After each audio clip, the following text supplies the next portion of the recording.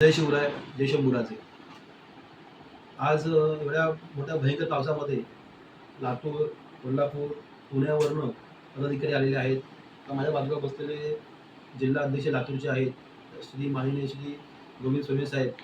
यांची सगळ्यांची अशी इच्छा आहे की राष्ट्रीय स्वराज्य सेना स्वबळावर विधानसभा 2024 निवडणूक लढवली पाहिजे. आपण लोकसभेलाही 18 उमेदवार आपण देणार होतो, पण इलेक्शन कमिशन ऑफ इंडियाच्या नियमानुसार 3 महिन्याआधी त्यांना आपण लेखी अर्ज दिला पाहिजे. ते तर आपल्याला ते चिन्ह देणार. आधी ऑनलाईन अर्ज करा, त्यानंतर हार्ड कॉपी करून निवडणूक कार्यालयामध्ये जाऊन द्या. तर आत्ता ह्या वेळेस आपण सगळी कायदेशीर पूर्तता सुद्धा वकील असल्यामुळे केलेली आहे. आपण लेखी पत्र स्वतः जाऊन इलेक्शन कमिशन ऑफ इंडियामध्ये दिलेलं आहे. त्या आठवड्यावर आपलं चिन्ह भेटेल.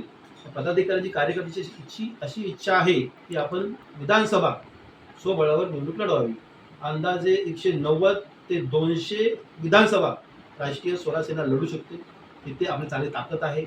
आज जे मनोज जरांगे पाटील साहेबांच्या विरोधामध्ये सगळ्या यंत्रणा त्यांच्या विरोधात काम करत आहेत. सगळ्या संघटना, सगळे पक्ष, शासन त्यांच्या विरोधामध्ये काम करत आहेत.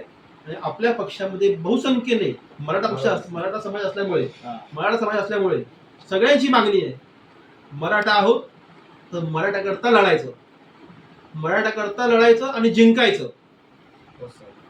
मूळ दादांना जे चुकीचे उद्गार लोकांनी वापरले आहेत हे त्यांनी स्वतःहून पाठी घेतले पाहिजे. आज राजकीय पक्ष आहे म्हणून दादांना मी जाहीर आव्हान देतो की आमचा पक्ष आहे, आमच्या पक्षाच्या चिन्हावर तुम्ही तुमचे मराठा उमेदवार, जिथे आम्ही कमी पडतोय, आपला पक्ष कमी पडतोय, तिथे दादांनी आम्हाला उमेदवार द्यावे. जिथे त्यांना कमी पडताय तिथे आम्ही देऊ. सगळ्या मराठा समाजाला एकत्र येऊन मराठ्याची ताकद विधानसभेमध्ये दाखवण्याची आता गरज आहे.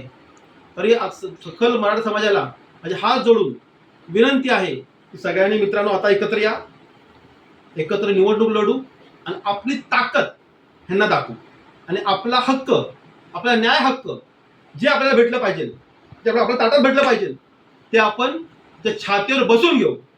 जय शिवराय, जय शंभूराजे.